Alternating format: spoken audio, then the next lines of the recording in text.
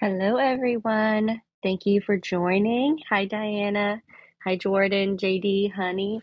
Wanted to thank you guys for coming tonight. I'm going to be having a conversation with James, and we're just going to be talking about the abortion debate because that's something that I usually do over here on Twitter, and he's been doing it over on TikTok. So it's just going to be fun to kind of compare and talk about how that's going over there. So I'm really looking forward to it.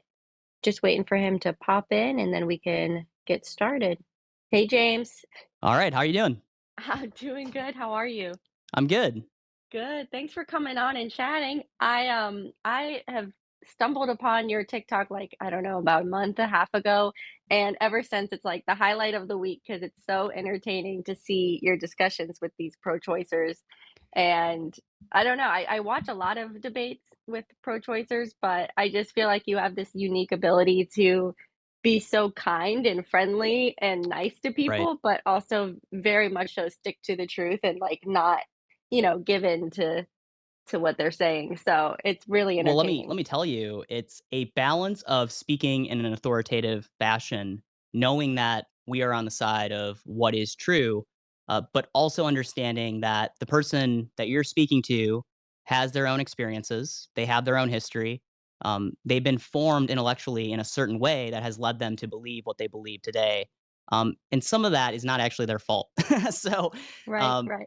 we know that it's wrong. Can I say kill on Twitter? I know I can't say it on TikTok.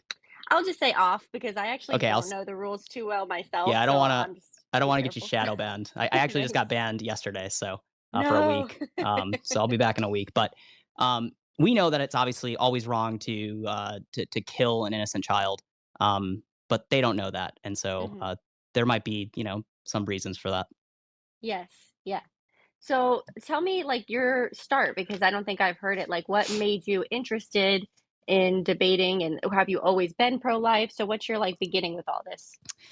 Yeah, so I always tell people, that I grew up as a lib, so to say. Uh I didn't grow up Catholic. I grew up as a non-denominational Christian, and I didn't have very conservative views when it came to abortion. I was pretty much pro-choice. I was having a discussion with one of my buddies the other day, and he was pulling up text messages from when I was a freshman in college.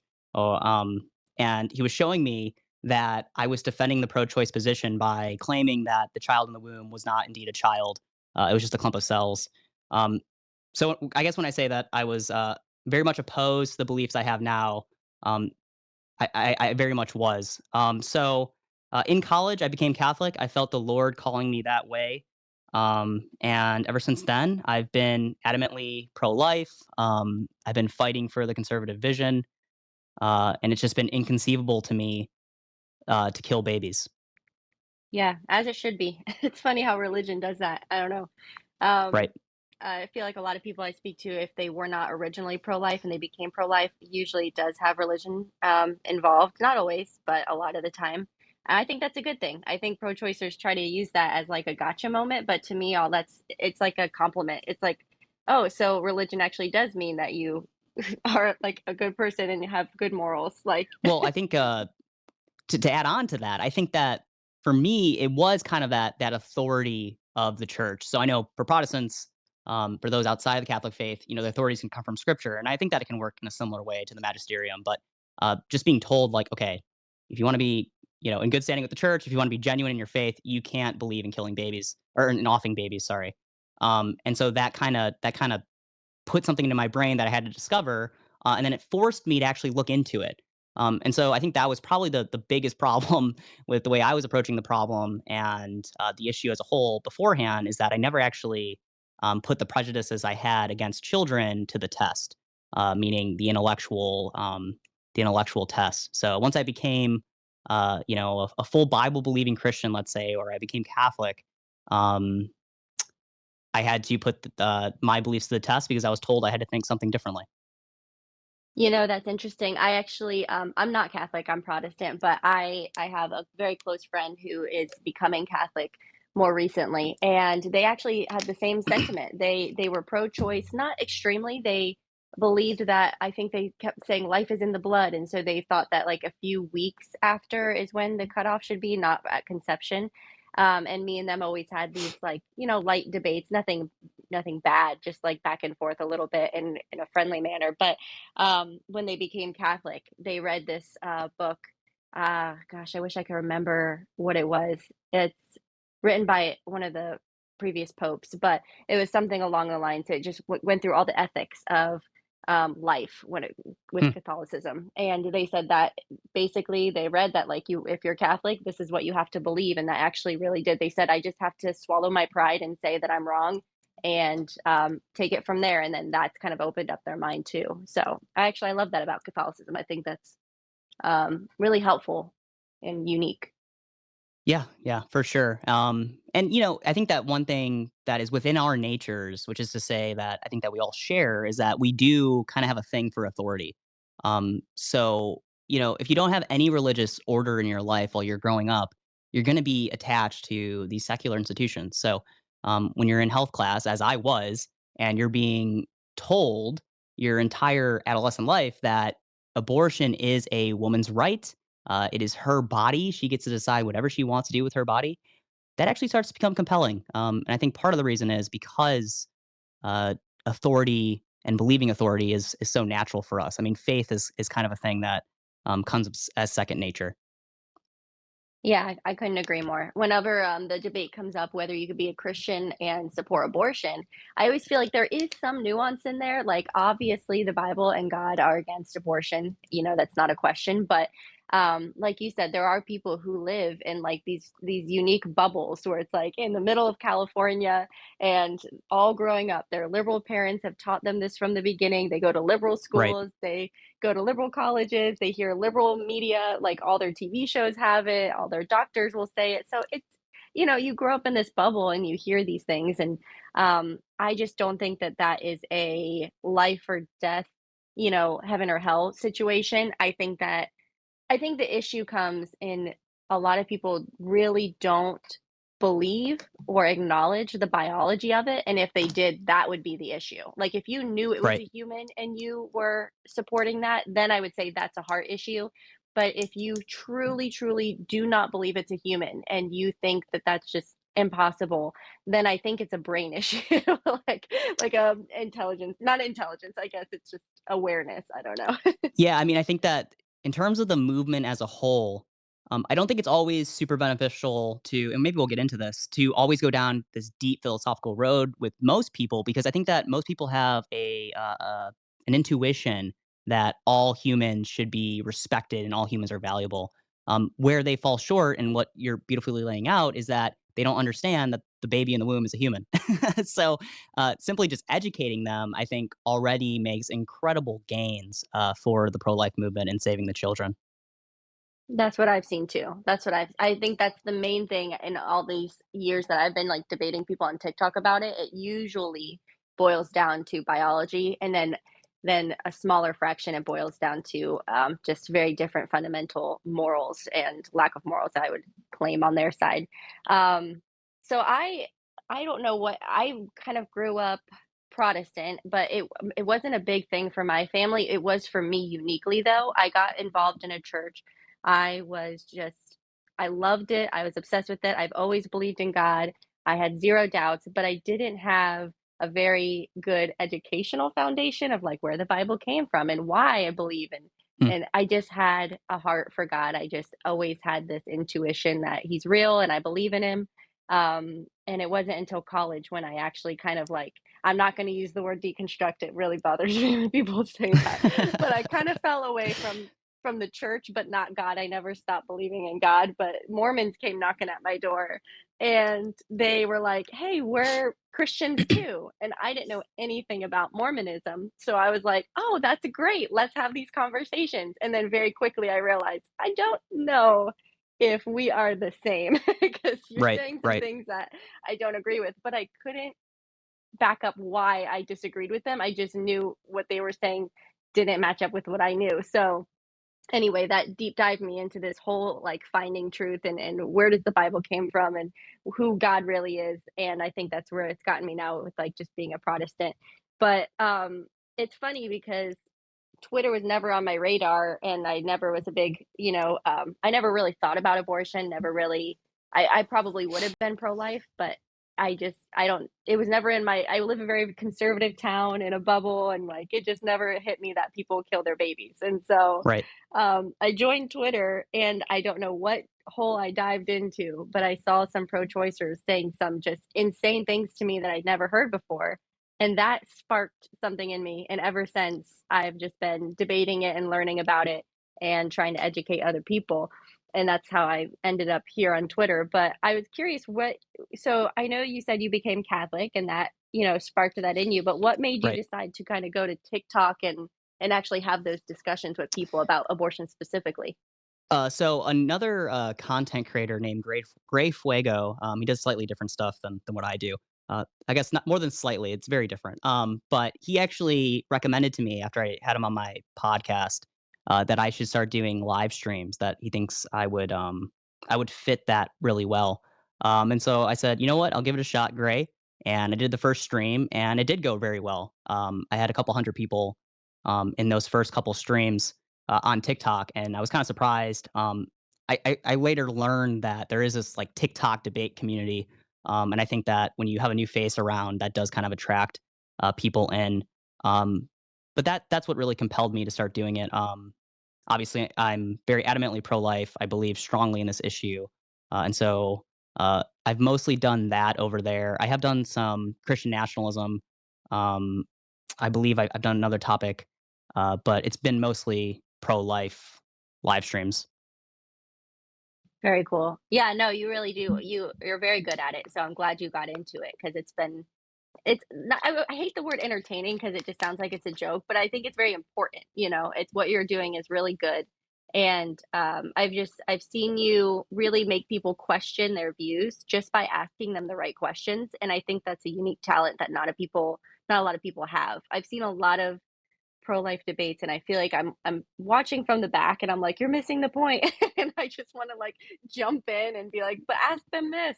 But I feel like when I watch yours, it's like, I don't know, like a piece, because I'm just like, you're asking the right questions and you're leading them to the right places, and it's going really well. So obviously you can't change everyone's mind, but um I think you do a really good job at getting close. And also, I was gonna ask because I see Honey on here. I don't know much about that, but I know you mentioned Honey a lot because she edits your videos. Did Yes. you guys meet through, TikTok?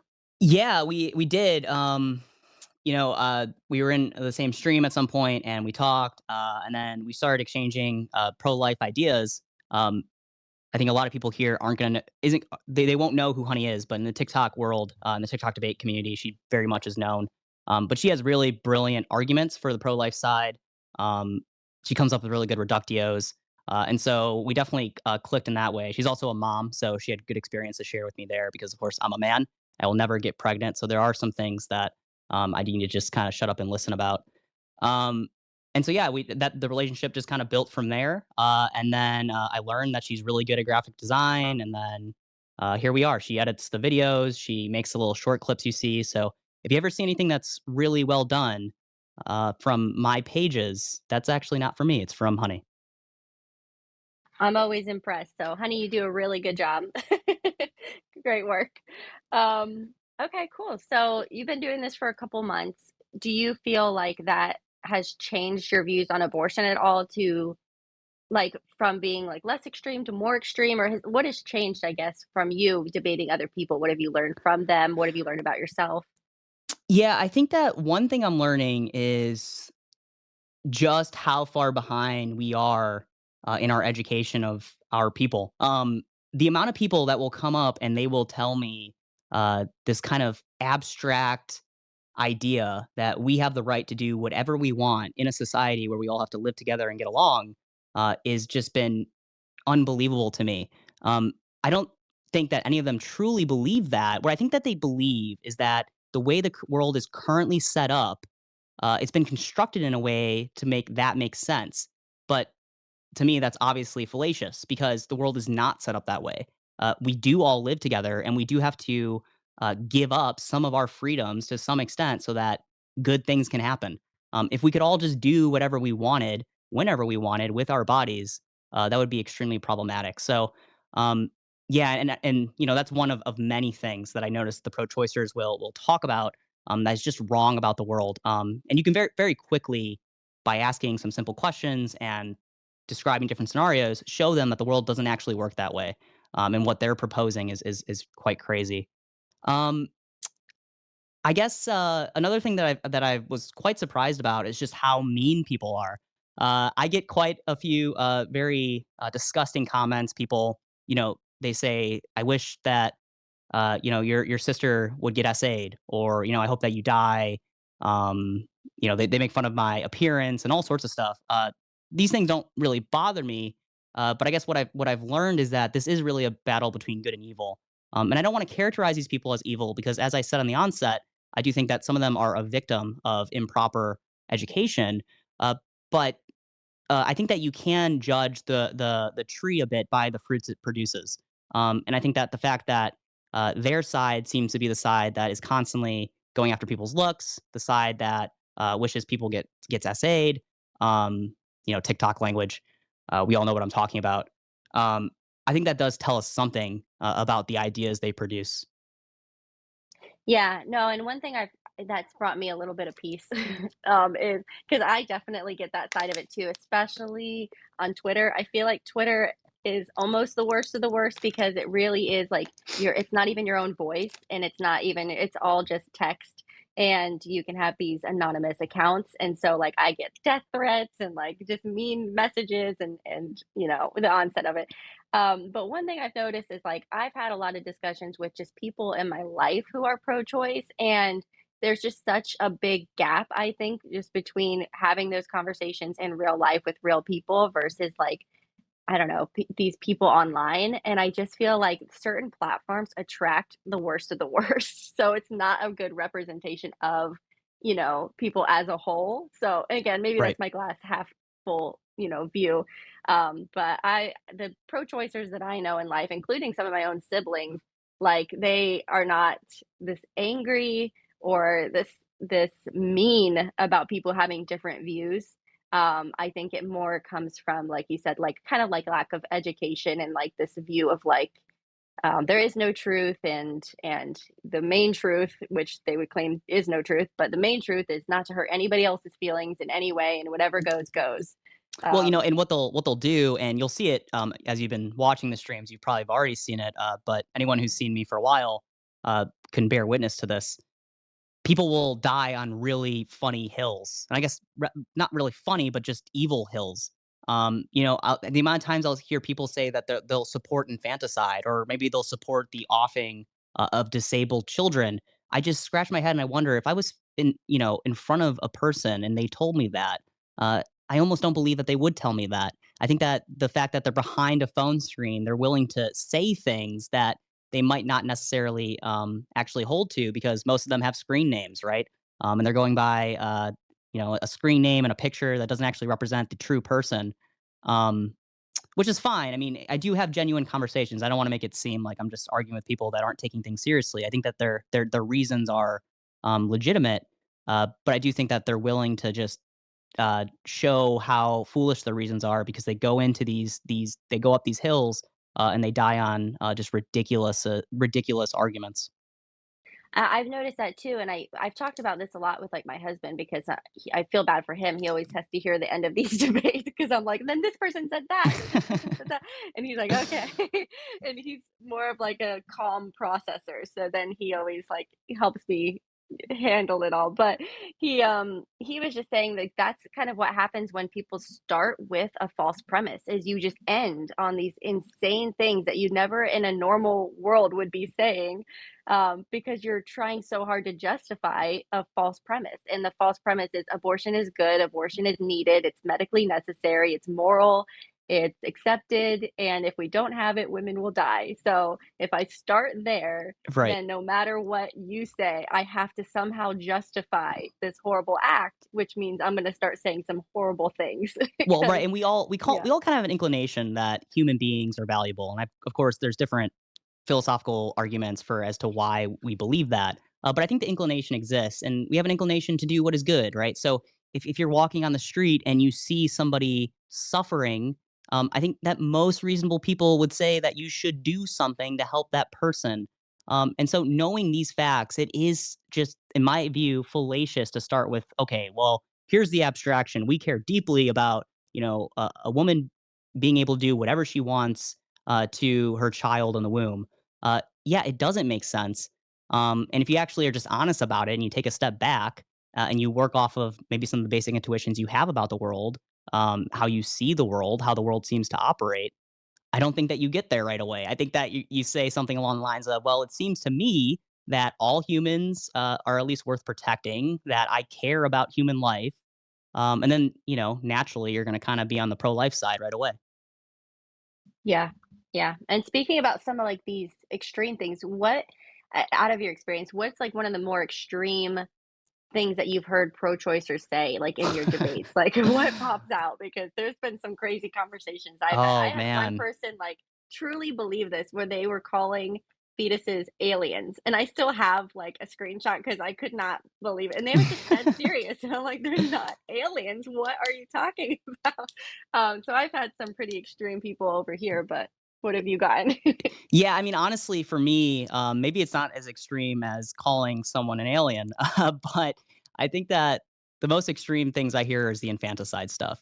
That will always just kind of be really disgusting and evil to me. But just how quickly people will say, you know what, if the mother's going to be poor, therefore the value for the fetus is no longer on intrinsic means, meaning human dignity. Rather, it's from this extrinsic value we're associating with the mother's socioeconomic status. um, okay, so what do you think about the baby outside the womb that has a poor mother? What should we do with that baby? Some people will logically follow that to the end and say, yeah, you can get rid of that child. And I think that is just so terrible. I mean, you're telling me that you care about children, right? And you care about poverty and you care about all these issues, but at the end of the day, you're willing to allow somebody to slaughter an infant because they have a poor mother.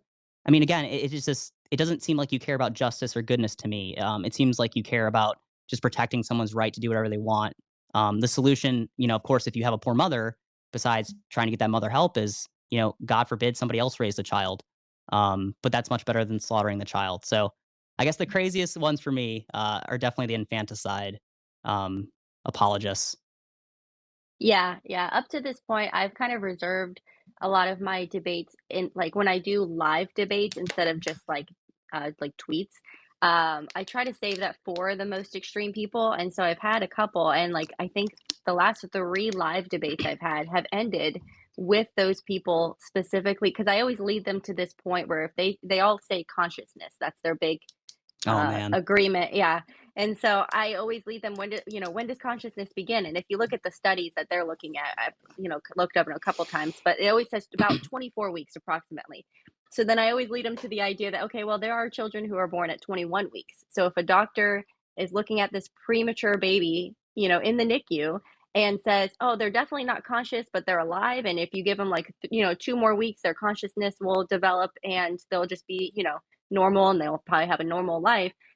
Up until that point, would you still support somebody ending their life? Is that still not a person? And every single person I've debated on that specific topic has said, yeah, it should be legal to kill them.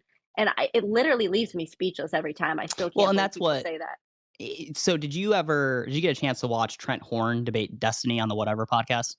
Yeah, I think I watched most of it, and So, I wanted to ask that question because I didn't see if he did ask that about NICU kids or like about born So children, but he basically did. He used the cutoff of being 20 weeks, and he said something along the lines of, let's say we have the technology to pull an 18-week baby out of the womb, and we kept it alive. Would you allow for 2 weeks, that 2 week period, for the mother and father to actually off that kid? And Destiny had no problem with it. Of course, Destiny died on a lot of hills in that debate. Anybody who watched yeah, it, if you haven't yeah, watched it, go yeah, watch it. yeah. It's 3 hours long. It's really enjoyable.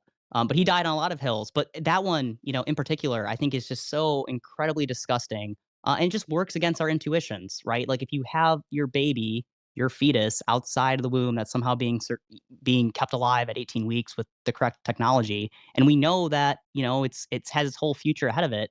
How could you actually believe that you have the ability, or you should have the ability, to kill that kid? I mean, that's crazy to me. It is crazy, and they're the same people who will say, "No one justifies infanticide," before the debate starts, and then by the Yeah, end of the yeah. debate, they say the same they literally justify infanticide, Yeah, so except for, like, the best pro-choice debaters. I mean, yes, you know. yes, yeah. Oh my gosh, it always cracks me up where it's like, "I don't think you know where your logic is gonna go, but I'll tell you." No, but it always ends with me I get speechless, and the thing that I keep jumping to, because I don't know what else to say at that point, because it's such a different fundamental view of, like, the value of life when you're saying that you can kill born kids, that it's like my Right. mind's just blown, so I always just end with, "I don't believe you." I know you're saying that you would support that, but I think if you as an individual were standing in the NICU and you're looking at all these babies and some mother walks in and says, "I am so poor, I can't afford to keep this baby alive anymore and they're only 21 weeks. I'm just going to go and put a pillow over its face." I think you as just a human being with, like you said, human intuition would physically try to stop that mom. I think you would call the police. I think you would try to stop it. I think there's nothing in your mind that could convince you to just stand back and let a mom suffocate a kid in front of you, because I think you're lying. I think you're trying to be consistent, and again, you're just trying to justify something that you began with, like, again, the false premise. And you'll say anything you can to sound logical, even if that's devoid of, like, all morals. So Right. I just don't Yeah. believe them. I don't believe them. I think if they're in a situation, and maybe again, maybe that's, I know evil exists. I that's God says evil exists, so maybe they would let it happen. But I just can't let my heart go there because Right. it's not something. So yeah, I don't know. Um, I was gonna say, what's kind of like, in my experience, they all use kind of the same talking points. It's so funny because I feel like they all think that they're, like, unique and think outside the box, but, like, I was like, "I've had the same discussion for years, and I can tell you what you're gonna say next." So but, it's always still worth the conversation, but I feel like they all use the same kind of, typical pro-choice, talking points. Is that your experience too? Like, you kinda go down the same rabbit holes with people over and over again? Yeah, I mean, so at this point, I probably have had a couple hundred conversations, I would guess, this year, on stream. And so, yeah, I am starting to get into a groove where I kind of know exactly what they're going to say most of the time, but people will surprise me. Um, there's this argument specifically that I've heard them use on TikTok called the fetal ejection argument, and that's kind of weird, but it's essentially packaged in a way that the principles are the same arguments that you've heard before. So for the most part, nothing's really new. Um, I mean, I guess just the rhetoric changes here and there. I don't know if I've heard that one. What's their argument with that one? Yeah, I mean, basically, and it's really stupid because obviously your actions causing the offing of the kid, but Right. essentially, a woman doesn't have the right to off her kid, but she does have the right to just expel the kid from her body, to eject the kid. If the fetus lives a second outside the womb, then that's its life. But um, I've heard that too, but it always seems to debunk it so quick for me. Is I say, okay, so you are against abortion, because that's not what abortion is. Abortion doesn't just remove the child alive and let it die naturally. Abortion kills the child before removing it. So are we in agreement that abortion should be banned, even if you also support legislation that would let you kill the child just by removing it and letting it die naturally, which I would be against? And they always say, no, no, no, but I support abortion specifically. And so we get right back on topic because they think that they're, like, again, trying to get around the direct killing, yet they can't physically say I'm against abortion because they start with that stupid premise. right, So right. I feel like it gets back on track pretty quickly. That's interesting that you've heard, because I guess I've heard that too. I just never heard it sound like with that name that you said. Yeah. Yeah, and I guess what I would say is no, you don't have the right to do that because you're still doing something that ends your child's life, and you should take care of your child. uh, 100%. Yeah. yeah. Yeah. So No, that's so true. Um, yeah, they come up with some of the funniest things. I do think, like you said in the beginning, a lot of it comes down to biology. I think the majority of the debates I have, they will tell you, it's a fetus, not a baby. It's a fetus, not a child. It's a fetus, not alive. It's a fetus, not a human. So I feel like they just don't know what a fetus is. And so right. I do think education, and I've seen a lot of live action videos that have given me a lot of hope, where people just kind of go out on the streets and they show what an abortion is. And just by the end of that, people are changing their minds because they didn't realize how brutal it is, how violent it is. And that it's done on a child. Um, but one thing I always wanna ask, like, a lawyer, I know you're not a lawyer, but I always wanted to ask a lawyer is if abortion doctors, which I've heard this from women who have had abortions, if abortion doctors are telling women, "Oh, it's just a clump of cells," or "It's not a human," or "It's not your child," or "It's not alive until later," and then they have an abortion, and then they come out to find later that it was the opposite, how can we not be suing these people? Because isn't that like medical malpractice? Like, you're lying about what this procedure is and what it does. It just blows my mind that they're allowed to legally get away with. I know abortion's legal, but lying about what it is, I can't Yeah, see I why I that would be I legal. would be on your page with that. I see no issue with that. Even doctors, lawyers, people with PhDs, these are people that should be, in leadership positions in our society. They should be heavily respected because of all their training and education. I do kind of hold to that. Um, and the fact that they can push people in the wrong direction by using just falsehoods or maybe by not even really understanding the nature of the situation themselves, I think that is inherently wrong. And I always kind of make that point when talking to people. I do believe that a lot of women are a victim of this very evil industry, but I think that most of these doctors are just extremely evil people. They should know better. And I'm glad that it's a little bit more difficult to find a doctor to do a third trimester abortion. But even those doctors that are doing the first and second trimester abortions, that's not good. Yeah, I agree. That's kind of where I've always stood, where it's like they know what they're doing. They, even in medical school, when they pass around these lies that it doesn't matter because it's not a person, you still are being educated on biology. You still know that it's a human being, and you're the one who's actively seeing this child as it's being killed. Like, there's just zero excuse or it's all 100% you're at fault for that. So, I do think a lot of women are lied about it. I think we're getting to this point where things are changing, and maybe it's just like, again, I've been thinking about the abortion stuff for years, so I don't know if my mind's changed or if society has changed or a little bit of both. But I feel like more women today are starting to realize that it's a child and it's a human, but still do the abortion. Whereas I feel like like when I first started this, I felt like most women really, really didn't believe it was a human. But I don't know Well, if that's that's been actually your great experience. news. So I'm only 23 years old, so you're gonna have a bit more experience than me in that realm, and also you've been doing this a lot longer when it comes to um, pro life politics. Yeah. Uh, it's good to hear because I think that part of our culture or what we're cultivating needs to be life. I think that for many years our culture has been, as Saint John Paul II uh, called it, the culture of death. And I think that abortion is the sacrament of the culture of death, and it leads to all sorts of other issues where you don't really value the family, you don't really value your children, um, and this is all problematic for us all. So, of course, abortion is this chief issue where we're having this grave human rights violation, where kids are being eliminated in such a gruesome way. But there are other implications here about the issue, and that is actually the cultural impact that you're referencing. Yeah, no, I do think that the last few years I've seen a difference because I think the pro life stuff has just been more in the news and like things like that. So I don't know.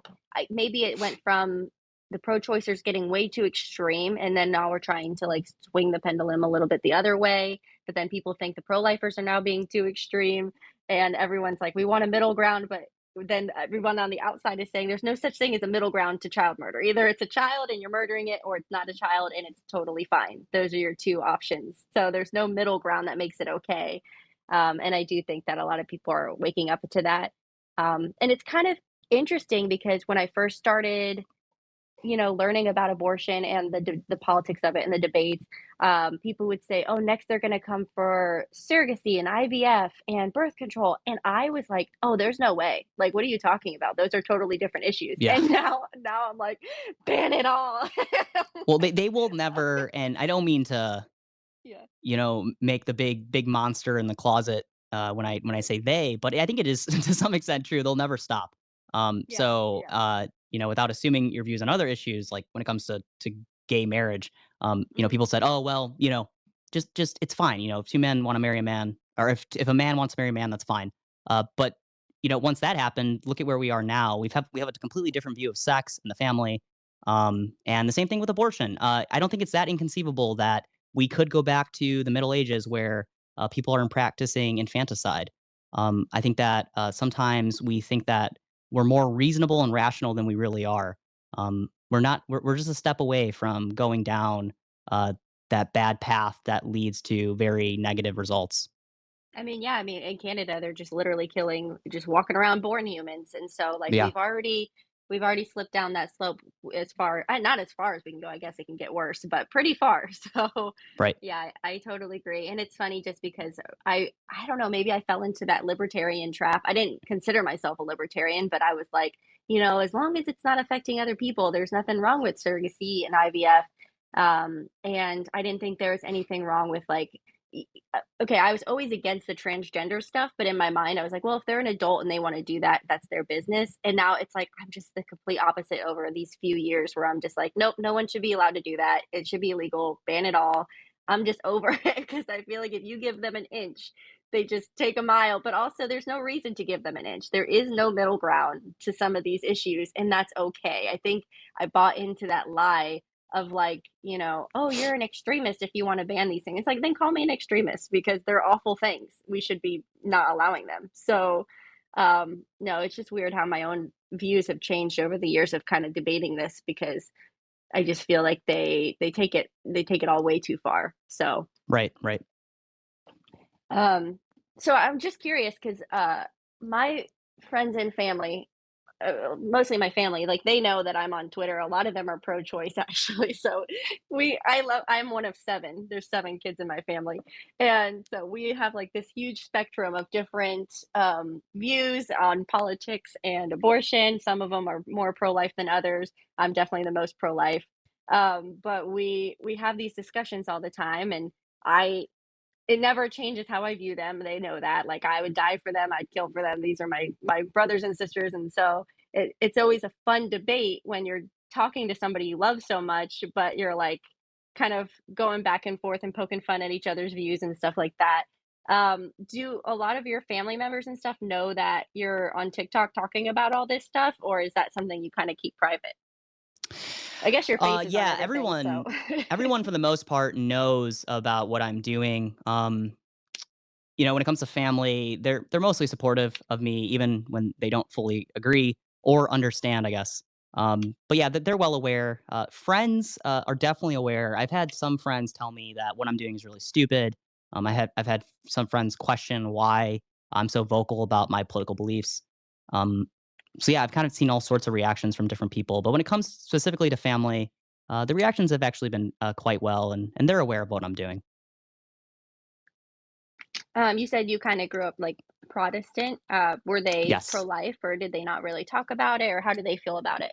Yeah, I wasn't really introduced to the issue until I got into high school. So, growing up, that wasn't something I ever really thought about abortion. And to be honest with you, before high school, I don't even know if I could have told you what an abortion is and the inner workings of the issue, what people were fighting over. But once I got into high school, it was definitely a topic that was pushed on us.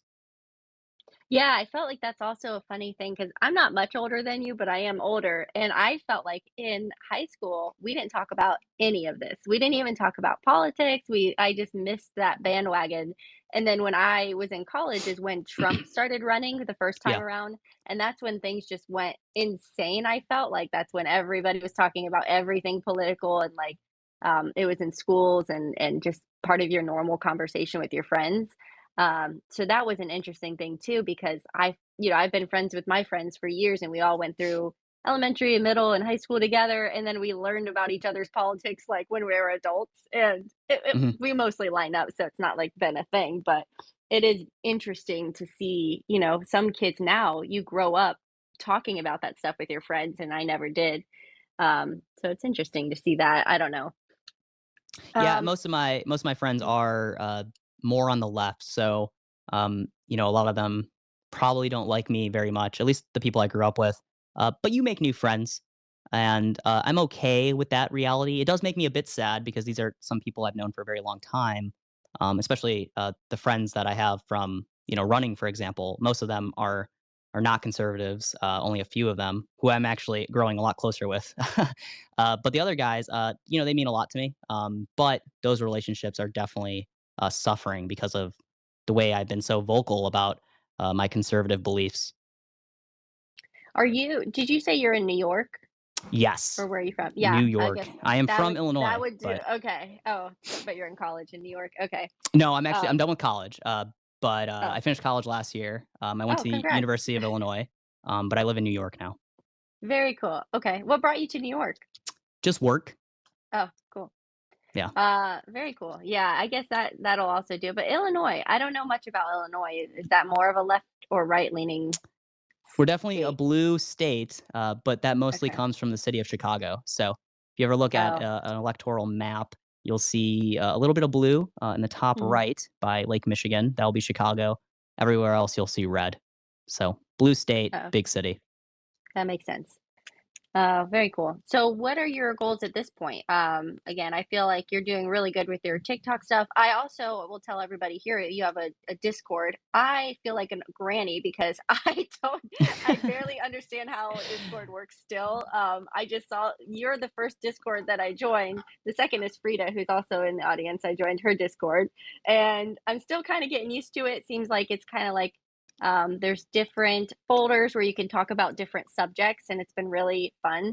And then you also have a Bible study, which I kind of attended last time, but I was like trying to cook dinner, and I have my little ones running around me, so I was like half paying attention. But it was really good, and I next time I'm like, okay, I need to prepare more and put these kids down to sleep earlier. But yeah, tell me more about Discord. I don't know. Have you been doing that for a while, or what Yeah, made so I you? started the Discord about 2 months ago, maybe a couple days less than that. It's up to 233 members or something along those lines. So it's doing well. Uh, I started it because I understand that for any reason at all, TikTok or any other of these big social media platforms can just take down your account, and there goes any sort of following you've created or any sort of community that you have. So I know that Discord's still a company, and I guess they could take down my server if they like, but it's definitely more ownership I have over the server.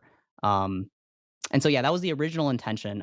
Beyond that, I guess just so that it could be a house for my ideas and how I think about issues, and for my community. So I've started to kind of had people that do kind of enjoy listening to me talk for whatever reason, and they'll show up to the lives almost every night that I do them, and this allows for me to kind of interact with them and to hear what they have to say about these issues, maybe learn about different things that I haven't been exposed to, maybe learn some things about myself, maybe how I could be arguing better, what I need to read. Um, and so, yeah, it's just a big internet community for us all to kind of hang out and to discuss God, conservative politics, that type of stuff. Very cool. Yeah, well, I highly recommend it. If anyone has a Discord, go over there and check it out. Yeah, I feel like that's one thing that I've loved about the Twitter pro. Somebody made fun of me in my DMs for calling it Twitter still because they said that's what old people do. It's X now, but um, I just love the community of pro lifers on this side because I feel like I've learned so much that like just has been out of my realm of thought. Like I've listened to these pro life attorneys who talk about like the legality of everything. I've listened to somebody who really dissects so many of these laws, like going all the way back, from the beginning of the US and like all these different laws that were originated here and all the way up till now.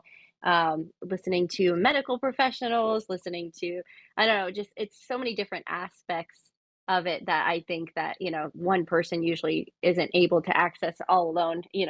And so that's been a lot of fun. So I know you said you're kind of trying to come over to Twitter a little bit more and grow your platform here. So I really want to try to like plug you into some of these like amazing people that I've been following for years because they've been awesome. Yeah, that would be incredible. I would even love to do some debates over here. We've had some drama, let's say, in the TikTok debate community because certain individuals want to debate me, and I've told them that I will debate them, but they have to do it on Twitter. So I'm hoping to do some of those debates in spaces. I have some individuals that I would like to have some conversations with. So I definitely will be trying to do more stuff on here and growing this platform. I do prefer X, even though I started on TikTok. I think that X is just like a better app. I think it's a better platform. Um, that's my personal views, but yeah. Yeah, I really enjoy it. I know a lot of people think that's weird because some people say it's like the worst people of like, because you do get a lot of like the trolls and like the people saying some things that like you just never would hear from people in person. Right. You do get a lot of that kind of stuff. And recently there's been a ridiculous amount of bots on here that I don't know what word you're supposed to say, but that are inappropriate.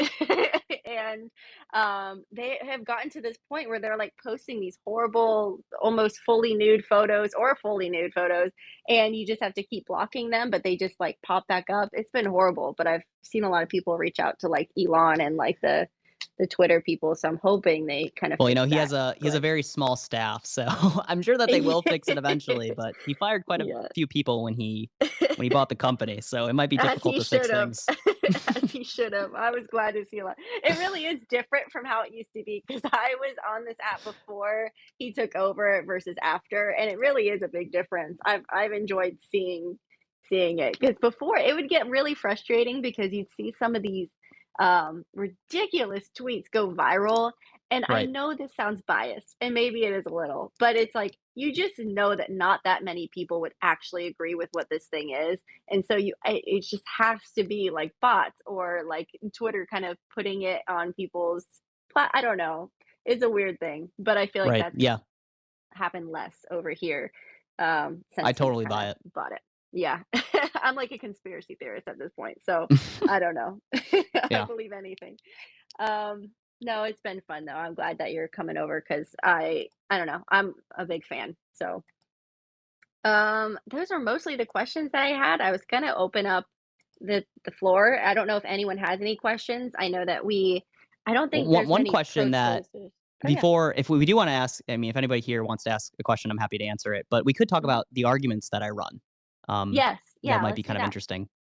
Yeah. So, the very first thing that I think all, everything is grounded in would be the natural law, and that's probably the number one argument I have and the primary one that I have. So, for anybody who's not familiar, when we speak of the natural law, we're going to be speaking of some standard above the human law uh, that we can come to understand and discern. And so, uh, you can kind of prove that to somebody by asking, well, can human laws be unjust? And most reasonable people are going to say, yeah. Well, okay. Well, how do we know that? Well, because we can compare it to some higher standard, and that would be your natural law. Now, there's different ways you cash out what the natural law is. I take kind of the Catholic Christian view, where there's actually intelligible things within the natures of things that's going to tell us, what is good. So that means that good is ontological, but there's also a hierarchy of goods. So, for example, you might say, well, I think that justice is really valuable. And I would agree. Um, you might also think that, um, let's see here, you might think that having private property is really valuable or having personal autonomy is good. And I might agree with that too to some extent. But if you ask me what is more important, well, I'm going to say justice. Justice is much more important than some idea of private property or personal autonomy. So that's the analogical part of goodness. So through this understanding of natures and these situations, we can come to understand the world around us. And so I think that at the end of the day, every argument is going to come down to the natural law, and I think that's probably the best and an undefeated argument for life. The secondary argument, or the next place I would go, is called flow. So I'm not sure who here is familiar with flow, but flow stands for future like ours.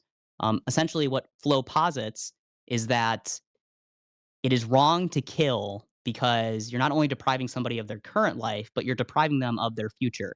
And that future is like ours. And that's why it's always wrong to off. So, by that logic, you can naturally follow that to any time in a person's development. So, from conception to 50 years old or whatever, it would still be wrong to off them. Flow can kind of, the reason why I don't think you can purely just run flow is because sometimes you're going to get into a situation like at the end of life where somebody will say, well, this person only has a year left to live. They don't really have like a future like ours. Or maybe you have a very severely disabled person that really isn't going to result in a future like ours. that's when you have to kind of pull from the natural law to prove that that person's still worth protecting. Um, and I guess my third argument that I use, uh, and keep in mind, all of these I kind of jumble together, but the third stuff argument that I'll use is kind of a discussion of politics. I like to talk about political interests, the political interests of the child, the political interests of the mother, what is in the best interests of the family, what is in the best interests of society. What about when we do discriminate against human beings? What happens? What can we learn from our ancestors when they've done things like that? Because while I'll notice a lot of pro-choicers don't want to talk about history. Um, I think history is really important. So we can actually go back in time and we can see when we've enacted laws like this, and we can see that usually those laws don't work out well for us. So natural law, flow, and then just kind of knowing things about politics is usually the way I go about doing it. It's so interesting because I don't think I've ever thought of any of those arguments in those, like, terms and, like, thinking I don't think I think through how I debate. I kinda just keep asking questions until their stuff falls apart because I feel like normally they don't have a very good foundation for their views, so it's actually extremely helpful for me whenever you break those down just because it helps me kind of know where I'm going with the conversation instead of just winging it. But I think it's so interesting, especially when you were talking about future like ours. I did hear I can't remember if it was like in a sermon or somebody just conversating with me, but it was just this idea that like the Bible talks about when you kill somebody, not most, I guess most of the time, you're not only just killing one person, you're killing generations of people in some sense. Because if that person wasn't murdered by you, the chances of them like having children and then their children having children, their children having children, you're killing off like generations of people by murdering. And that always blew my mind to think about all the millions of children that we've killed through abortion and thinking about all the different people that have been affected by that who would be alive today. Even Right. speaking with like Well, women who thought about aborting and didn't, and like now they're grandmas, and it's like right. your grandchild wouldn't be here today. It's just wild. And that's a really important point that a lot of people don't think about. When they think about abortion, pro-choicers usually just think about it from the woman's perspective. But not only are they not considering the other human being, the child, but it's the community as well. Um, I believe that all humans are made in the image of God. And so I do believe that every human being can contribute to the public space in a way that would give honor to our Lord. Um, and so that in itself is a good thing. And it's worth protecting, and it's worth hanging on to. Um, so many people don't think about the community as a whole when it comes to offing people. I think this maybe makes more sense when you think about something like assisted suicide or euthanasia. Um, when somebody passes away, your father or something, because they wanted to off themselves because they have 6 months left to live or something. Well, okay, that act in itself is wrong, and it always will be wrong in my view. But also, there's the community around them.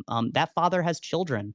That father has friends and all sorts of things. And whether you want to admit it or not, every single thing you do in a political community is going to have an impact on people around you.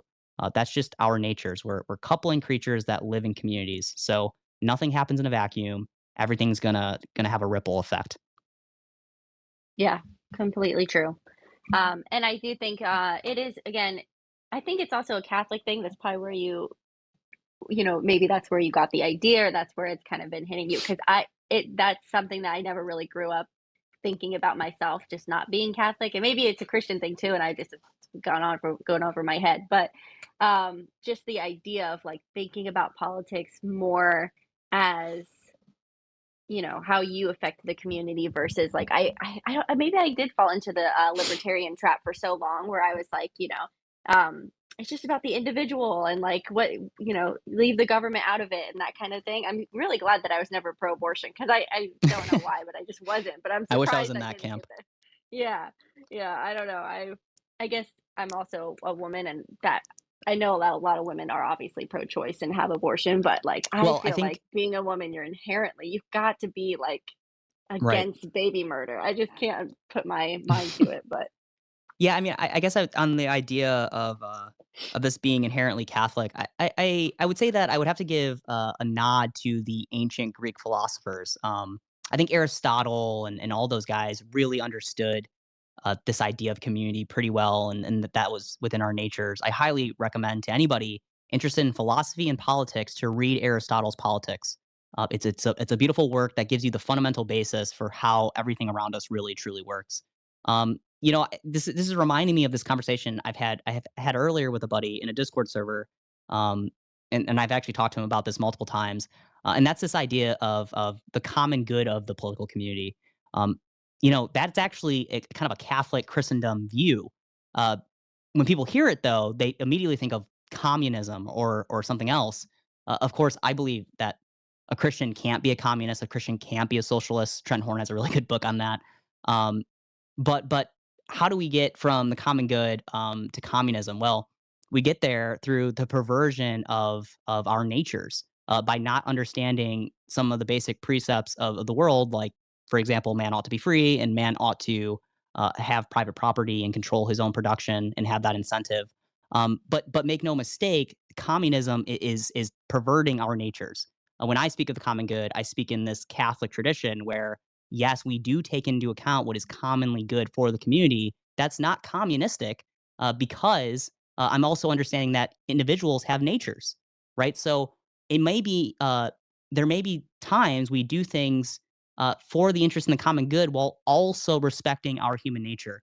And I know that's kind of off topic, Sam, but I do think it's important for people to understand because when you say the common good, it can make people a bit fearful. But understand that I do understand that that humans have natures, and I believe in respecting those natures. But I also believe in doing what is for the common good as well. No, I think it's right on topic. I think the problem with a lot of the debates that I have and a lot of just society in general is people don't have a philosophical base or foundation. And so, like, they just grew up in school and half distracted by everything. And they just were told that there is no truth and nothing really matters. And then they come to the real world and they're having these debates. And I, like, three questions in, and you can already tell that they don't know what they're talking about. So, Well, yeah, and um, and the thing is that they everybody thinks that they know what's best for them, but I'll be honest with you, and I don't mean to alarm anybody, but I don't totally buy that. um, if you were raised in an abusive household where you're being beat every day and you're being told just falsehoods about the world, and then you turn 18 years old and we ask you to contribute to the political community in a meaningful way, to be honest with you, knowing your history, I'm not sure I totally believe that you know how to steer the ship or fly the plane. That's not to say that you don't have any meaningful things to say or that we shouldn't listen to what you have to say. Sure, let's listen to what you have to say. You've been through some difficult things. Um, but what I am saying is that not everybody is this great intellectual that can, have these incredible debates and understand, even some simple logic or how to think. I think that if we go in thinking like that, we're kind of going to be making a mistake. I think that what's better to do, and what the mainstream pro life companies have done, what live action's done, and people like Lila Rose and Kristen Hawkins, who we all know, and who are really great at what they do, by the way. Um, they do a lot of education because they don't assume that you've had an upbringing where you've been formed correctly, where you're inclined to do what is good. They just kind of assume that you don't really know about the issue, and they teach you about it. And I think most of the time that's probably the right thing to do. Agreed. Yeah, and I think they do it really well. And not in like I feel like the way that leftism does it, because I do think leftism focuses on education too, but obviously like educating them to believe the wrong thing. But they do it so well, but they do it in such like a bully way. Like, if you don't believe us, you're evil. Right. You're a bigot, you're whatever it is. Even I've noticed on TikTok ever since the Palestine stuff has been happening, like there's so many creators who have been apolitical and non-religious, but just make unique content that's not about politics or religion. And all of their comment section is full with, what's the phrase? It's like pass the bucket or something. And that's like the new way of saying, like, if you don't talk about Palestine, then we're going to stop following you. I Which had to is like Google it. crazy, right? I mean, that It's that issue in insane. itself, and look, I won't go down that path, but what I will Right. say is that it's a complex issue. Right. And I will say on both sides uh there's some precepts that we're all just supposed to kind of accept, but I don't know. I think that really there is kind of a conversation to be had. But I don't think that everyone's really able to have the conversation because most people don't even know the history of the Middle East. Um, That's honestly you it, and know, I personally I don't talk about it often for that reason. I'm like, listen, there are things that I don't know about, and I'm very comfortable with that. Not saying that I shouldn't educate myself. You know, you always should, but I'm not going to talk about it unless I'm educated about it. And so, I think a lot of people, what is it? The ignorance is bliss, but it's also like it gives you this false confidence where I see so many people, even people on they're putting themselves out there on TikTok and they're having these like live streams with their faces and as pro-choicers and they say the dumbest things and I'm like you don't understand how embarrassing this looks for you when you say things like it's not even alive and it's like you're putting yourself out there like even humility is a abortion. virtue. So it It is is. sometimes it is good to say I don't know, right? Like if you asked me Yes. to, give my 2 cents on the Israeli-Palestinian conflict right now, I would give you some ideas. I've been reading what's been coming out of the Holy See and what Pope Francis has said in the matter. I have Mhm. some inclinations to say certain things, but at some point I'll say, you know what, Sam, I just don't know. Right. I'm not Right. a historian of Middle Eastern history. I know about the Crusades. I mean, I could talk about that, but you know what I mean. Yes. It's okay sometimes to say I don't know, and I'm not going to give you a strong opinion on that. Yeah, and it's unique to see somebody. I've had some really good conversations with pro-choicers where when they, okay, I was going to ask you about this because I was thinking about how your debates go. One unique thing that I like about debating on Twitter is whenever somebody doesn't believe me, I have a million sources just saved and ready to go, and I try very hard to use sources that like they're Hmm. not just going to like brush under the rug because they think that they're biased. So I use Planned Parenthood and I use this, CDC and I use government sources. And I'm able to literally just screenshot it and put it right there in front of their face. And that is kind of like a turning point where I can see either they accept truth and they say, okay, you know what? Even my own source says that I'm wrong. So I can shift and agree that I might have been wrong about this, or they just double down but it's nice because it's right in front of their face. But I feel like on TikTok, when you're talking to somebody, you can't like be showing them stuff. So how do you get around that? I guess like when people say it's not even alive, do you just keep kind of like explaining how it's alive and hope they get it? Do they usually come around to it or? I think that most of the time they actually do come around to it, or they'll just say, you know what, I agree to disagree, and then they'll move on. But we can tell people look up sources, but it is kind of hard in the format, and I don't always do a great job of that. That is something I can do better at. But it's also not. I don't think it's always in my best interest to deal with every single guest and to give them the same source over and over. Sometimes I think the principles on how we think about the issue are important to not only lay out to them but to the few hundred people watching, which is really important, right? So if you're having a conversation with an individual that holds a certain view, it's not just them that holds that view. It's probably, it might be 50 people that hold that view. So if you can show that they're being completely irrational, well, other people are in the comments and they might exercise a bit more humility because they're not the one, for a lack of a better words, getting destroyed. They might be willing to actually think about it versus the person in front of you. So yeah, I probably could start showing sources, and maybe that might be a good thing to do. Um, but in TikTok, I haven't really been doing that. Yeah, I just can't. I guess maybe I just don't know the mechanics of it because I couldn't imagine really. I guess you could just read them off, but that just doesn't seem as useful as like screenshotting and being able to send links and stuff. Maybe you can, and I just don't know Well, how. the other thing too is that when we get into, when human life begins, I think that with good rhetoric and basic philosophy, you can pretty much prove to somebody using the biological facts that life begins at conception. Now, you will run into, and they're called Phil Bros in that space, but people with some, uh, who have been read into the literature, they know philosophy, at least at more than a basic level, and they'll start challenging this notion, kind of how Destiny did with Trent Horn, that life really does begin then, because what really is life, right? And is life just the mind? Is life both the body and the mind?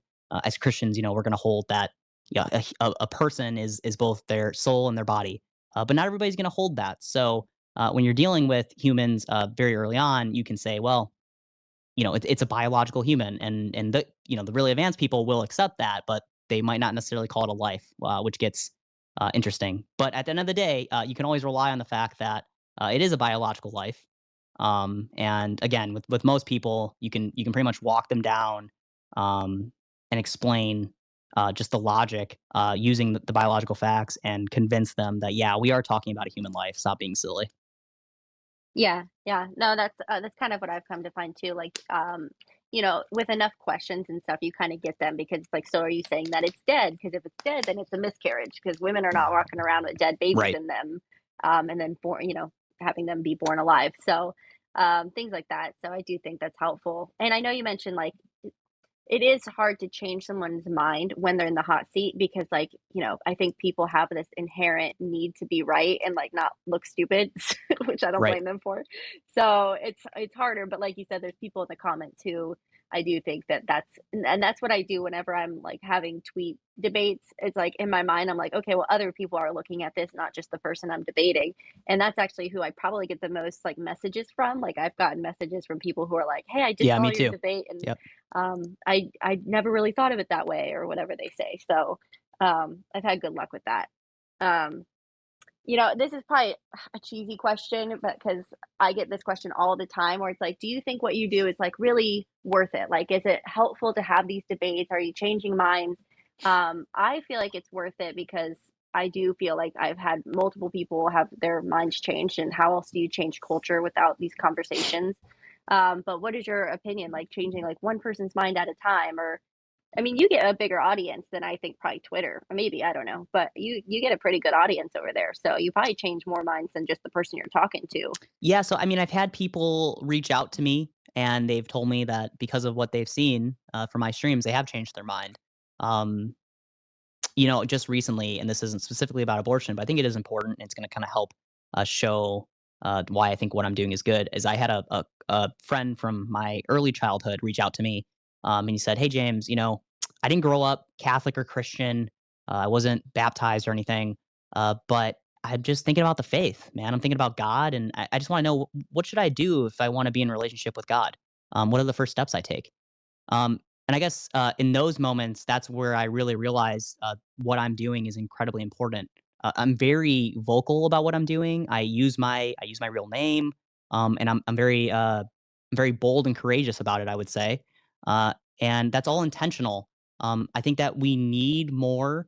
Not to toot my own horn, I don't think I'm an idiot. I don't think I'm the smartest person in the world, but we need more intelligent, uh, clean looking individuals on the conservative side that are willing to go into the public space and to fight for us. Um, one thing that I admire about President Trump is that he's a fighter. One thing I don't admire is that he's not super clean. All right, Right. he doesn't represent No. himself as a Christian at all times, but he's a fighter.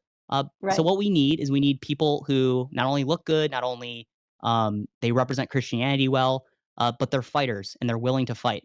And I'm willing to fight, and I'm willing to hopefully represent the Christian tradition and uh, Christianity well in the public space. And then I would close with saying to this question, I think all that's good because I think that the Christian tradition is the greatest tradition we've ever seen. I think conservatism is awesome, and I think that all of these ends that we're fighting for are all inherently good.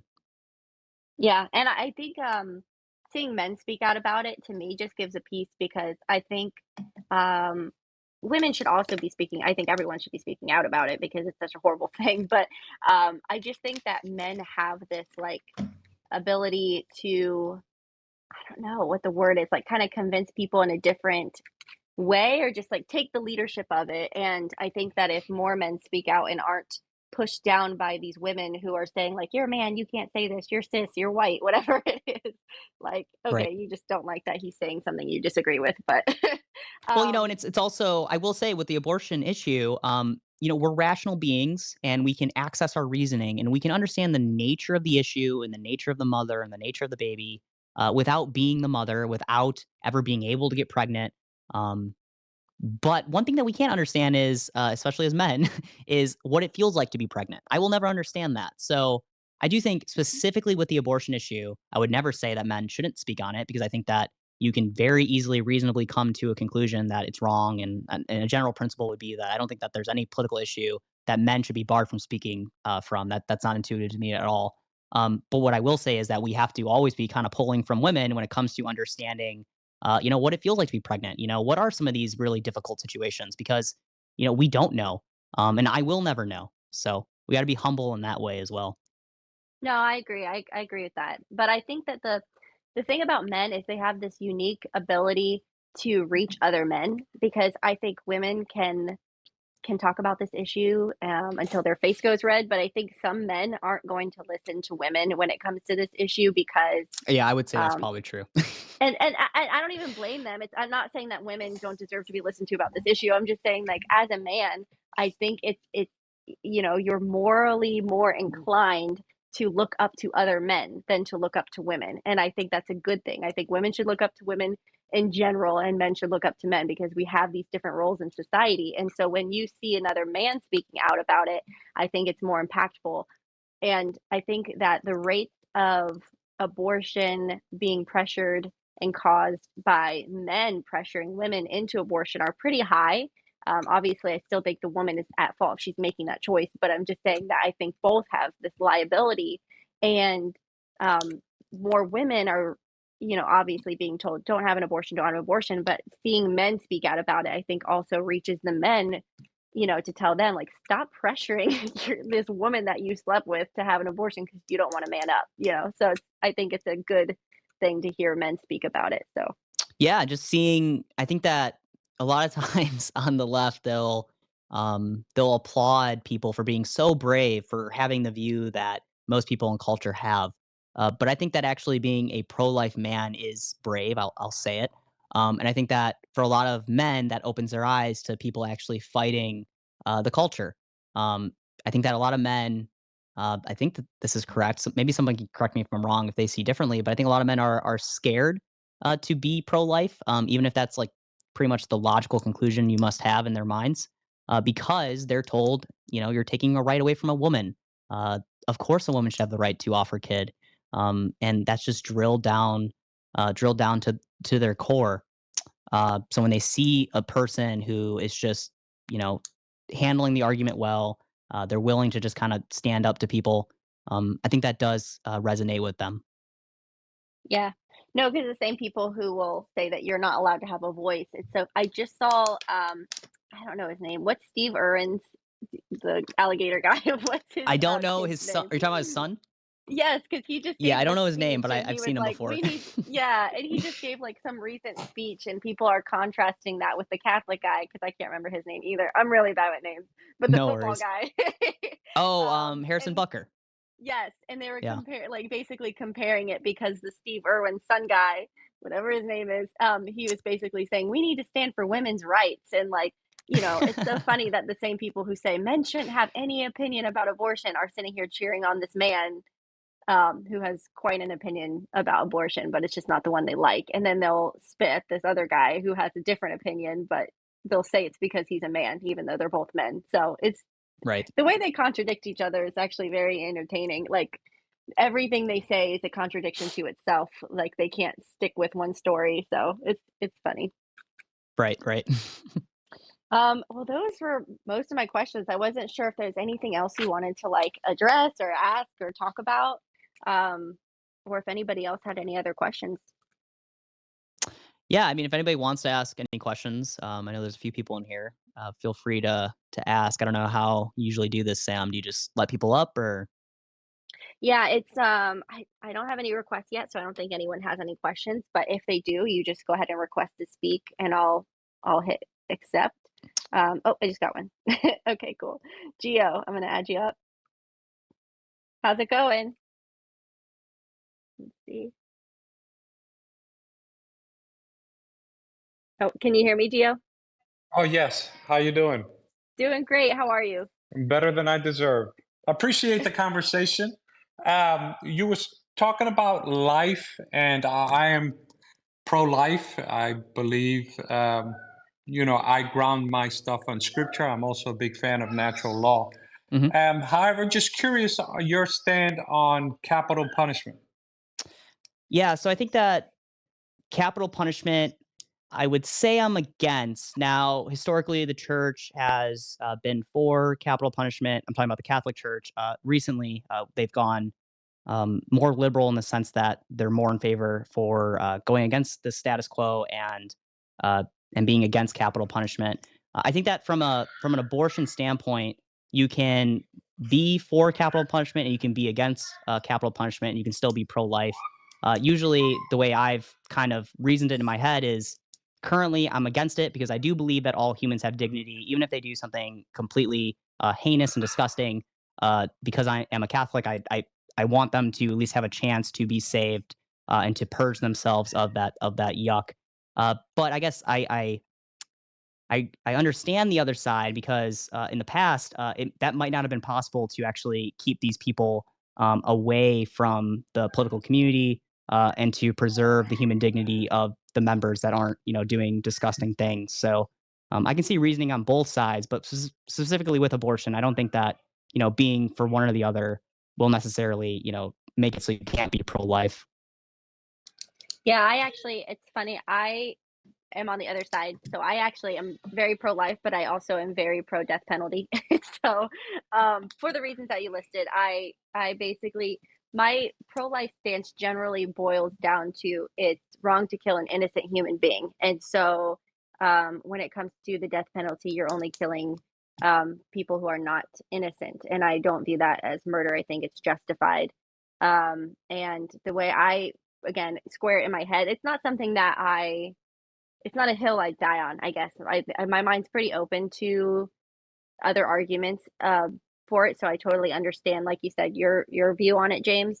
I'm not like adamantly against that. I just, in my view, God created it for a reason, and it's because human life does have that inherent value. So because life is so valuable, if you take that life, then He created that's the justice to equalize that out, I guess. Right. I mean, it's like it's understanding that humans have both their intrinsic value, which is I think what we all kind of pro-lifers understand or value about humans. That means that we have that human dignity that we're going to protect. But just Mhm. because the fact that a human can do an evil thing, a very evil thing, and we have to take away their life, that's not questioning if they ever had intrinsic value. That's some sort of accidental property or some extrinsic association that they have. So yeah, I get the stance. Again, I'm kind of torn on it, but right now I'm kind of leading with the modern teachings of the church. You It's so know, funny. That's like my can I same jump thing. in? Oh, Oh sorry. yeah, go right ahead, Yeah, James. Go just right ahead. real quick. Along that, I appreciate your answer. Shows that you're willing to think about both sides and have at least looked on both sides. One thing from a political standpoint, I lean more like Samantha. Romans chapter 13 kind of gives the government the power of the sword for capital punishment. But on the political side, I remember many years ago when Timothy McVeigh, remember the Oklahoma City bomber? He Mhm. was executed. And I remember George Bush saying something that really stayed with me because I wasn't big into politics then. But he said this. He says, look, today mankind has made a decision to take away his life. Ultimately, if we are wrong, God will rectify the injustice. And so I always felt comforted by that in a political realm, right? I had my belief based on scripture and spiritually, but on a political realm, I always thought, yeah, even if somebody's life is taken unjustly, uh, the judge of the earth will do what's right by that person eventually. That's all. Thank you for your answer, by the way. Thank you for the space, Samantha. It's great. Thanks, Yeah, thanks Gio. for your question. Yeah, it's an interesting topic because I line up with James where it's like I'm on a little bit on the fence, but I just lean the other way. But I'm not like a gun ho. Um, it's just not something I've done a ton of like reading and research about. So I'm just not like solidified in it. I can probably be swayed depending on like the biblical background and stuff like that. But I was gonna ask. This is such a big question, so if you don't know, that's okay. No pressure. But I did know that the Catholic Church was originally pro death penalty and then kind of swapped, and now they're anti death penalty. Do you know what that swap was, like how that happened or why? I think that I could say that teachings do develop. there isn't one dogmatic decree that says that, if you're Catholic, you have to be for the death penalty, or if you're Catholic, you have to be against the death penalty. But I guess I would just say that the understanding of human dignity might have developed just a bit. But it is a loaded question, and it's one that I'll have to continue exploring. Um, one thing I will say is that uh, and I like both of you are saying, both Geo and well, he left, but I liked what Geo said, and I like to hear what you said about this, Sam. If we were living in a society, let's say 400, 500 years ago, I would be totally for the death penalty. Um, it's known that Christopher Columbus, Catholic, had some of his men hanged or hung because they actually mistreated the natives. And I think that in cases like that, it makes sense because you don't necessarily have the ability to incarcerate, a ton of people or to do things in the way that we do in a very developed and technological society. So maybe that has had an impact on the teachings of the church as well. But I don't want to speak for the Holy See without fully reading the documents and what they've said on everything. And that's more than fair. It's the same reason why I don't wanna, like, say a definitive answer because I haven't done my biblical research to, like, fully dive into it, so I don't wanna, like, misrepresent what the Bible says about it as well. Just Right, my right. original gut feeling and what I've kind of come to know up to this point is what I shared. So, Frida, I went ahead and added you. I know you had a question. Also, I just wanted to promote her stuff too because she has an amazing podcast, and I think it's next week we're going to be talking about like surrogacy stuff, and I'm just really looking forward to it. Yeah, I'll definitely It's have a to check top, it out. yeah, it's a topic that like again, and if you would have asked me 2 years ago, I would have really not had much to say about it, and now I'm just so passionate about all this like surrogacy and IVF stuff. So it's been really fun. And But what question did you have? it's Oh, an go ahead. important topic as well. Just quickly because it's a lot of the IVF stuff is still pretty novel. So Yeah, so many people don't I did it myself, like, that's why I think I'm so passionate about it. It's like, you just don't know about it until you look into it. It's something that from the outside looks so good, but then the more and more you read about it and understand about it, you really start to see where things kind of, like, show their true colors, and I think it's actually pretty abhorrent thing, which I know it's an extreme thing to Exactly. say, but, right. um, how's it No, going, it Frida? truly, truly is. Thank you so much. And thank you so much for the space, Sam and James. I'm very much looking forward to our panel on Tuesday night at 7 Eastern on Finding the Faith. I'm honored to have you back on there again. It'll be, for those who don't know, it'll be Sam's third appearance, and she always does such an incredible job with everything she does. So I'm very honored to have her.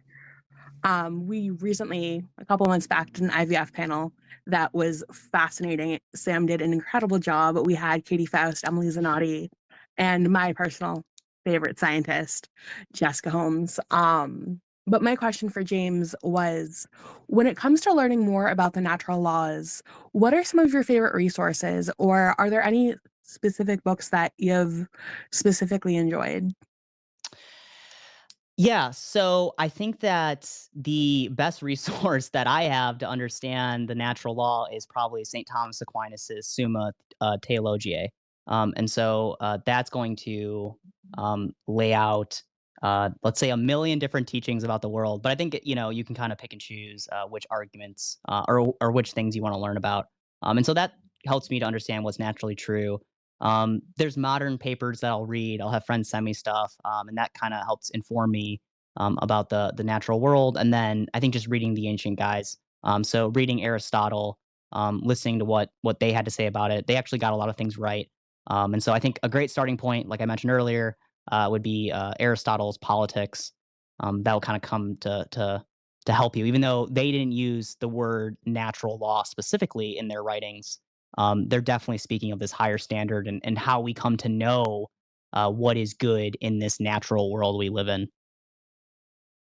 Thank you so much. I'll definitely be checking those out. Summa Theologica has been on my reading list for quite some time, and it's actually the second time it got brought up this week. So I think I'm gonna have to bump that up in the reading Well, list. and a great YouTube channel for Mhm. that is the Thomistic Institute. So they do amazing videos on a really complex or Christian ideas um, from the Summa. So I would actually start there. on YouTube. I think you'll enjoy them. You might get hooked. Let me warn you. But you'll very quickly learn a lot of theology and philosophy. And even if you're not really a student of those sciences, I think that they're still very easy to pick up because of those videos. Awesome. Thank you so much. I really appreciate it. Yeah, no problem. Good stuff. Thank you, Frida. Josh, I have you up here too. Did you have a question? Yeah, thanks for having me up, Sam. I have a question more towards James, but also feel free to answer yourself. I think the demographic of pro-life people in particular, specifically, kind of leans towards Christian, Catholic, Orthodoxy, etc., as a majority. Do you think that in order to, in the scope of having these discussions, right, that it is more effective, especially because given the idea that I've heard many pro-life creators, uh, you know, and large voices within the movement saying that this is more of a culture war, and we ought to be bringing people to Christ, like first, and then the pro-life kind of ideology can come a lot easier from them. James, do you feel like it is more effective? And Sam, feel free to answer this as well. Again, do you feel like it is more effective to focus on like conversion before you actively like seek to truly flip their position on pro-life, or do you think it is more effective to come at the conversation from a secular perspective, get them to understand this, and then have them to like make it easier for them to convert to Christianity in your discussions? So here's what I'll say, Josh. And before I answer the question, I do want to say Josh is not a stranger to me. I do know Josh. I've talked to him many times. Josh actually is a founder of the pro life advocacy network. It's called Plan.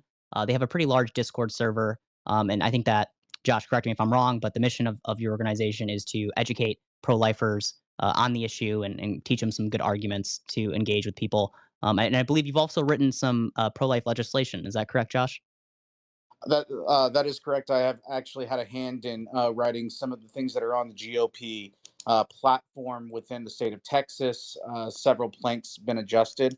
Fighting for protection from conception. Unfortunately, we have a GOP party currently in the area within my district that is unwilling to put, you know, accountability towards all of the parties. But we're working towards getting all of that settled, and also getting the resources to the mothers who are coerced and otherwise, you know, forced into these situations. But I appreciate the shout out.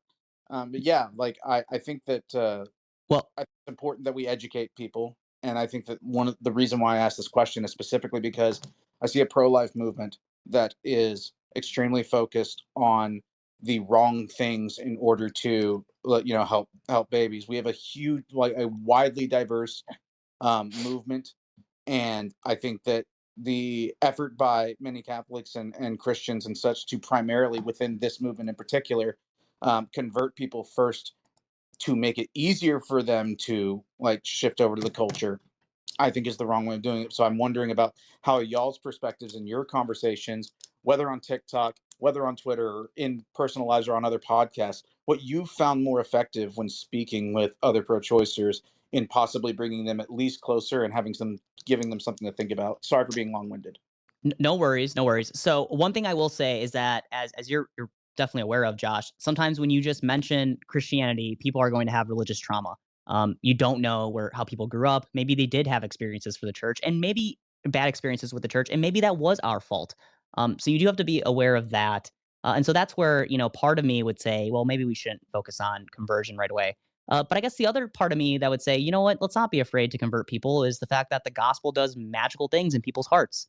The gospel gives something that a lot of modern leftist philosophers can't give you, and that is hope. We can give you a path uh, to eternal peace with our Lord and Savior, with God, and they can't offer you that. So I see both sides to it. I think that at the end of the day, I think it's good to have good arguments that aren't necessarily grounded in God, even though you can make the argument everything is, and go about it that way. Uh, I think that when you understand the world better and you come to understand what's true about the world, I think you're naturally going to be kind of focusing now on religion, because I think that uh, what is true connects really well with Christianity. Um, so I guess do it with arguments that aren't inherently religious, but don't be afraid to mention religion. That shouldn't be something that you can't say. It's very natural for people to be religious. Every regime that has ever existed has been religious. Don't let them win in that way. And you I know you've seen a lot of my streams, Josh. I don't let them win in that way. I always, I always make sure to at least mention once I am Catholic. So that might piss them off a bit, but they don't get to just, enact their atheistic or secular views on all of us. Um, some of us are religious. Some of us uh, do have this idea that we're all made in the image of God, and we shouldn't be afraid to defend that. So, yeah, it's a nuanced approach for me. Does that make sense to you?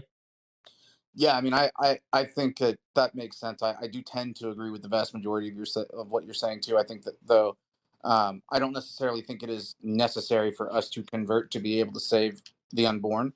I think that we ought to try as Christians, and we are called to this, right? Catholics, Christians, Orthodox, we are all called to help along and bring about the salvation of others. Well, and Uh, don't forget as well. Um, you might get somebody to be pro-life, kind of what I alluded to earlier, and that might lead them to God, because exactly. it's a good position. So, don't view what you're doing uh, as it's happening purely in a vacuum, and you're not actually preaching the gospel. Because don't forget what the gospel actually means. It's the truth. So you're fighting for something that's inherently true. And I think that if you do seek for what is true, and you're genuine about it, eventually you will come to God Himself. Yeah, I feel like I've always kind of been shifted back and forth on this one because if you would have asked me 3 years ago, I had this very like Ben Shapiro approach where you just talk about the science of it and leave it at that, and you don't really bring religion into it because Oh, it's just a way that they can. He's so fun. I I know. like Ben Shapiro. Don't get me wrong. Yeah, yeah. But his arguments for abortion are not very good. No, they're not. No, like the more I've So been like listening to like the debates, I'm like those aren't as airtight. I don't know. yeah, which And is then surprising from him, but yeah, I know. And then I flip over to like I'll go to the other extreme, which is like the Jeff Durbin and like the Apologia Church. I don't know if you're familiar, but they're like abolitionists where it's like you always talk about God. Like that's the main point. You have to bring that into the conversation. If you don't, there's no point in having the conversation. So it's just interesting. I've been back and forth. I've kind of landed where both of you guys are at, where I don't know. I kind of just think it's so situational. It depends on who I'm talking to, how the conversation's going, that kind of thing. Like when I'm talking to my siblings, for example, and we're just driving in a car and we're going upstate, and we start talking about abortion because we just do. We'll start just talking about basic abortion, but it always does lead down to it trickles down to like the foundation, and it's like, okay, so where do you get this idea about human life and the value of it? And some of my siblings are Christians and some are not, and so we do talk about God and we talk about why I think this way and why they don't think that way. And I think a lot of the conversations naturally will go that way if you're talking in person and that kind of thing. But then if I'm on Twitter and I'm like tweeting a stranger, it usually doesn't go that deep. right. Usually we'll have a few things. We mostly focus on the science. Well, And so, what I would say is, and I'm going to steal from Bishop Barron, who steals this from the Roman philosopher Cicero, and that's this idea of a summum bonum. And I do mention this quite a bit on my streams. I think it's really good. At the end of the day, we all have a summum bonum or a highest good in our lives. And for us Christians, that's going to be the infinite good, God Himself.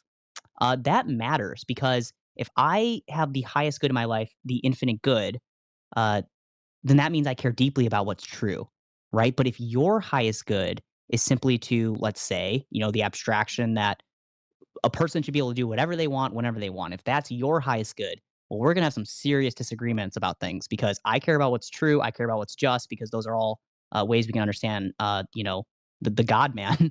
uh, but you don't. You don't necessarily care about what's just. You don't necessarily care about what you should and shouldn't do. You care about simply protecting her, her rights to do whatever she wants. So in that way, it does kind of come down to theology and God, and it might be unavoidable at times. Sure. I mean, and last thing, and then I'll let y'all back at it. I know that there are other people that want to ask questions and stuff. I think that generally for me, over the past 2 years of running Plan, I've seen an average of our group flipping one pro-choicer every 2 to 3 weeks based on just determining the audience of who we're talking to, right? If somebody doesn't have a foundation in God and somebody doesn't have a foundation in religion, there's still a winning and a good conversation and discussion that can be had regardless, right? So like if you're talking to a secular person and they recognize like human rights, right, especially because this is an axiom within the conversation at hand, just by having the conversation you recognize that human rights exist, well then you can convince somebody that the unborn child is a rights bearing individual. The question then becomes, right, figuring out what the most intuitive thing is as far as like establishing those rights, when, where, how, etc., and protecting them through law. And I think that that is the winning strategy for the movement in these conversations on every platform, is to just have a moving argument, or like know your audience of who you're talking to. Thank you so much, Sam, for the time and the space, and James, thank you. Continue to do what you're doing as well. Appreciate both of you. I also do not know how to step down as a speaker on this platform. That's okay. You're good. You're good. I'm still figuring it out myself, and I've been on here for a while, so don't worry about it. I couldn't agree more. I do think, like you said, it's just situation by situation, and I think it's funny because I think a lot of what I do plays on their in what's it called? Like the truth is on their heart, like the biblical idea that like you do have like these morals written into your heart, even if you don't recognize where they come Right. from. And I feel like I play on that a lot, where you can start the conversation with somebody who claims to not believe in God, and you can just say, okay, but do you believe that all humans should have equal rights? Because they love the phrase equal rights, they will fight for that. So if you can agree that all human beings have equal rights, you can kind of work backwards from there, even if they don't know why they think that. So obviously, that whole idea comes from God, not from Well, and some random government. But you kind of are speaking of that natural law there, and of course, as Christians, like we know who created the natural law, right? That's quite obvious to us. But even for secular people, what they'll do is they'll say, "Oh, well, that's a naturalistic fallacy." When you even say the word natural law, and they'll say, "Well, you just believe that because of God." Well, no, you don't actually have to necessarily be a Christian to believe things are naturally true, right? If you live in the world and you see that everything works this way and we understand goods in this way all the time. Well, I didn't even mention the Christian God there. I didn't even mention that you had to believe in a God. We're just observing that the world works a certain way. And so, yeah, you can exactly what you're describing. I think just fits really well into understanding the natural law and knowing that understanding God's intelligible world doesn't always have to be uh, preached through mentioning the church or mentioning our Lord.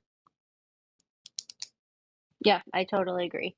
But I'm always still open to it. You never know where those For conversations are sure, yeah. going. And just like James, like I always try to mention in the conversation, I have it in my bio. I have a lot of conversations about it where it's like, if you have questions about God or religion or any of that, I'm always open to like messages and DMs and even talking about it in debates. So, I think it's just a balance of being open to it, not denying it, but also not having to make it the forefront of every conversation when you're trying to convince somebody to vote a certain way or, agree with you on something. So you're trying to find that common ground. Right, right. So, but yeah, I'm out of questions. I think that that was did pretty Jordan, good. did you come up because you wanted to ask a question or Oh yeah, I I'm don't sorry. want I'm to? glad you said that. Hey, Yeah, Jordan. no, thank you. And Sam and James, thanks for opening up the space for everyone to be able to kind of listen in and share ideas. I know we're probably all passionate pro-life people on this in this space. So again, thanks for doing this. James, I just had a question for you because I myself, I kind of just a lot of times when I'm driving to and from work, I just go on YouTube and just happen to listen to abortion debates. I find that very interesting, and I came across your channel and I joined your Discord fairly recently, like a couple weeks Oh, ago. awesome. Yeah. And I appreciate what you do. A lot of things you say, obviously I agree with. But I do have a question about one of the ways that you address certain topics one specific topic when it comes up. And that's when people talk about, like the health of the mother. Sure. Because I know that when you're talking with people, you kind of just say, well, I grant the health of the mother. But I think, an induced abortion procedure, which is like what the colloquial way, when people mention abortion, that's what they're talking about, is never medically necessary. So I'm just wondering, like, why you don't push back on that. Is it because it's just not worth it to you to kind of like explain the difference between, maybe the medical field's definition of abortion and the colloquial way people speak about abortion, or why might that be? Yeah, I think that you're pretty much spot on in the way I'm approaching it. I think that I am definitely inclined to believe you, and I've heard that argument before from many intelligent people, and I think that's true, right? You don't never really necessarily need an abortion, and these are just called different things, and they're not actually abortion procedures. But that being said, when you have these audiences and you're talking with somebody, I do think that it's more worth the time to actually talk about the principles behind the stances and to try to convince somebody to, stop offing 98% of the children, um, than to spend 20 minutes with 50% of the people going over the argument about what's an abortion, what's not when it comes to the medical situations. But I do think that, we do need to educate people on those situations because they are important. And we should be true all the way through.